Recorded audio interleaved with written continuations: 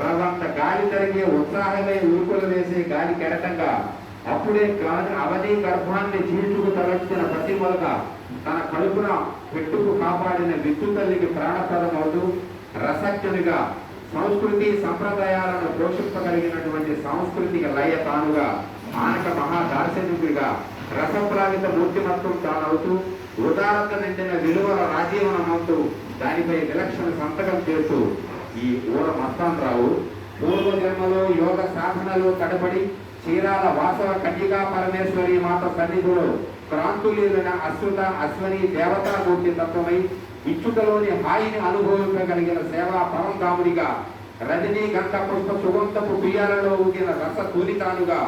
ఆరాధనా భావనతో ఆధునిక మానవీయ తత్వాలను మానవ తాత్విక అనుసృజనలను పోషించగలిగిన ఆర్ద్ర హృదయునిగా దయాద్ర హృదయునిగా ప్రభావితమై భాషింపగలిగిన నిరతాన్న దాతగా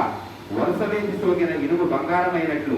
మానస సరోవరంలో మునిగిన నల్లకాకి తెల్లని రాయంత అయినట్లు శ్రీహర్షుని కాలన్నాకి దాతృత్వ పటిమ తానుగా ఒక సారస్వత యశస్వి ఔదార్యంగా అవును ఈ ఊరా మస్తానరావు సారు ఊరా వారికి కరుణాత్మక కమనీయ స్పర్శిగా కారణ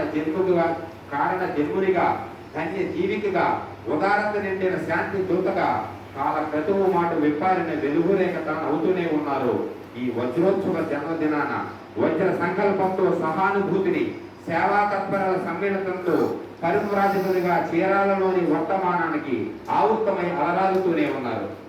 ఊరా మస్తానరావు గారికి మరొకసారి ధన్యవాదాలు తెలియజేస్తూ ఇప్పుడు